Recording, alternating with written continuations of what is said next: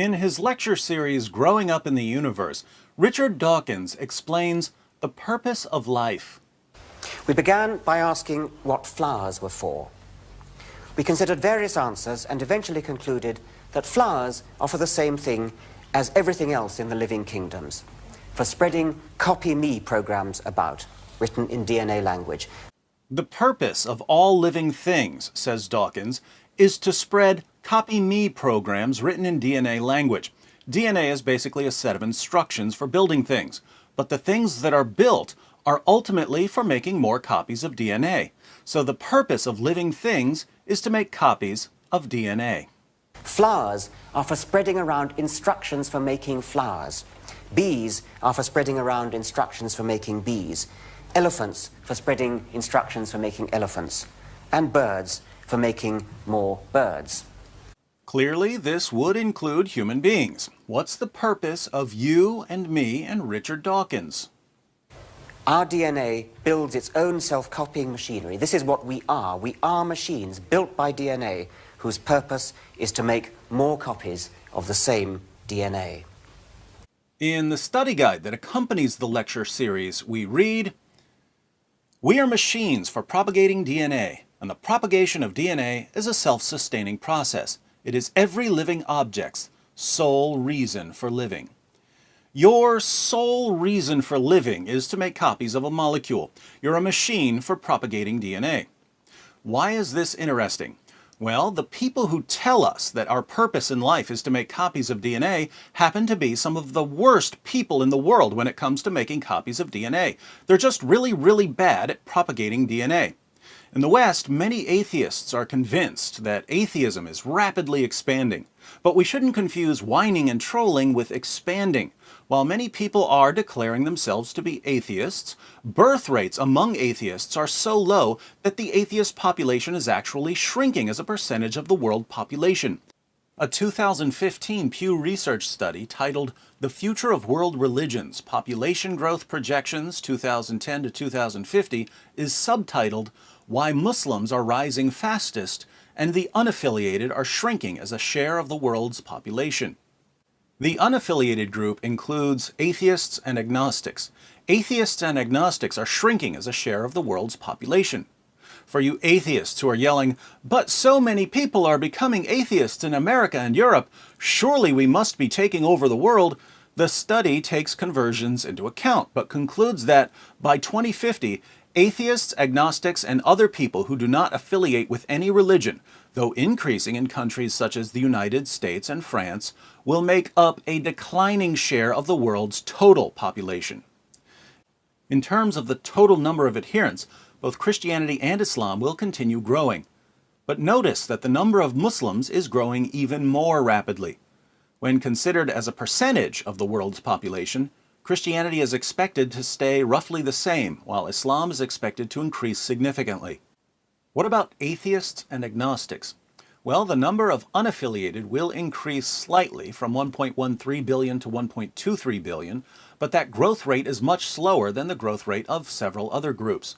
The result is that, as a percentage of the world's population, atheism and agnosticism are declining. Why are they declining? Low birth rates.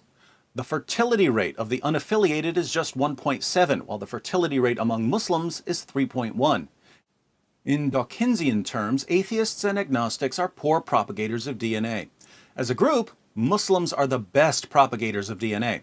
If you'd like a quick comparison, Richard Dawkins, Sam Harris, Daniel Dennett, Christopher Hitchens, Neil deGrasse Tyson, Stephen Hawking, Michael Shermer, Lawrence Krauss, and Bill Nye the Science Guy combined have produced fewer children than Osama bin Laden.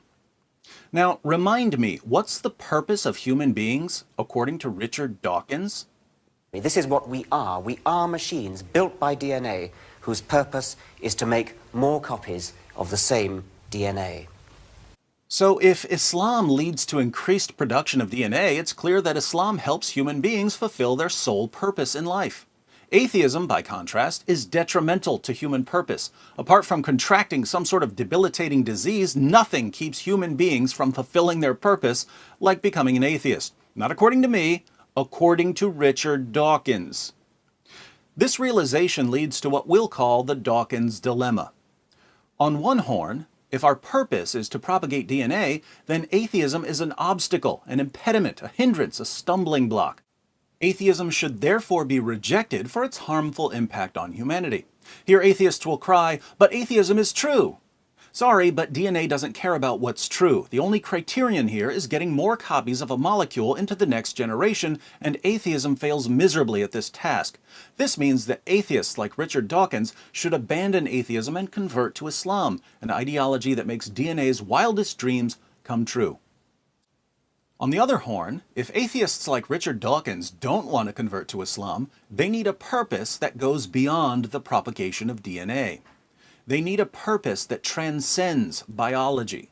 They need a purpose that just isn't available on atheism. Hence, if Dawkins doesn't want to convert to Islam, he needs to reject atheism for failing to provide a purpose higher than the biological. So Dawkins can either reject atheism and convert to Islam because Islam, unlike atheism, helps him fulfill his purpose as a human being, or he can reject atheism because it doesn't provide a purpose beyond propagating DNA, and a purpose that goes beyond propagating DNA is required to avoid the first horn. Either way, atheism must be abandoned. Now, for you Muslims who are watching, cheering when I say that Islam is growing rapidly, you should click on this video to see why Islam is growing rapidly. Here's a hint. Due to the poor treatment of women in Islam, many Muslim women have little to do in life besides making babies, and this leads to high birth rates among Muslims, thus the growth of Islam.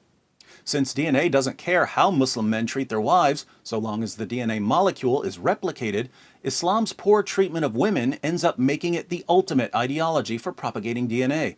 Thus, the absurdity of Dawkins claiming that our sole purpose in life is to propagate DNA, while condemning ideologies that promote our sole purpose. But for those of us who believe that human beings were created for a higher purpose, something far more significant than making copies of a molecule, the reasons for Islam's rapid growth turn out to be evidence that it's false, in spite of its rapid growth. So before you cheer, watch this video and try facing reality.